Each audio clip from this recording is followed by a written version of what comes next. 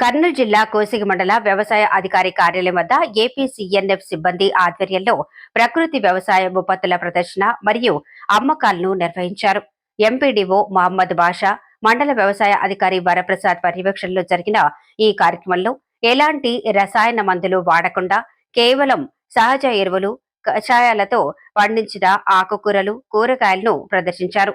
ఈ సందర్భంగా అధికారులు మాట్లాడుతూ రసాయన ఎరువుల వినియోగం వల్ల క్యాన్సర్ వంటి ప్రాణాంతక వ్యాధులు ప్రబలుతున్నాయని, భూసారం కూడా దెబ్బతింటోందని ఆవేదన వ్యక్తం చేశారు.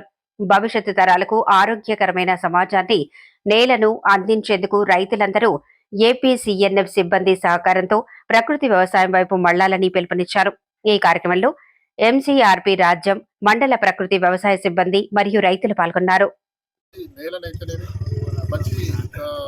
వ్యవసాయాన్ని మనం అందించిన వాళ్ళని అవుతామని చెప్పేసి ఇక్కడ అందరికీ కోరుకుంటున్నాము.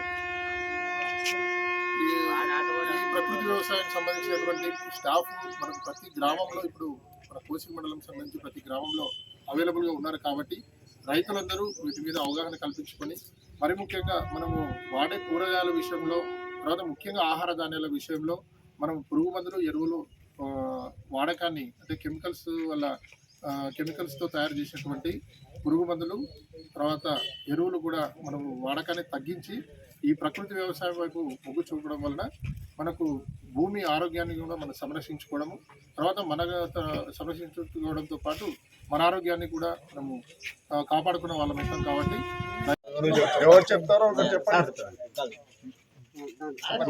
నమస్కారం. ఇప్పుడు ఈ మనకి పోషక విలువలు అనేటివి ఉండవు.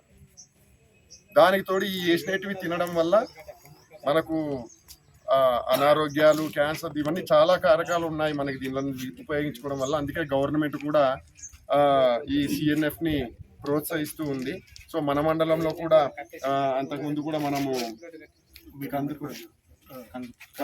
ఇటువంటి స్టాల్ ఏర్పాటు చేయడం కానీ, లేదా ఇటువంటివన్నీ ప్రతి వారం అంటూ చెప్పారు కదా, ఏర్పాటు చేసిన దానిలలో మనం కొనుగోలు చేసుకొని మన ఆరోగ్యం కాపాడుకోవడం మెయిన్గా. ముందుగా ఏమంటే సారోళ్ళు చెప్పినట్లు ఈ క్రిమి సంహారక మందులు కానీ, ఆ తర్వాత రసాయనిక ఎరువులు కానీ వాడడం వల్ల మన పంట దిగుబడి ఫస్ట్లో పెరగొచ్చాము కానీ పోను దాంట్లో ఉండే పోషక విలువలు అనేటివి చాలా తగ్గిపోతాయి. ఎందుకనంటే కింద భూమి, మన ఏదైతే నేల ఉందో దానిలలో కూడా పోషకాలు అనేటివి కానీ లేదంటే వాటి ఇది కూడా తగ్గిపోతూ ఉంటుంది.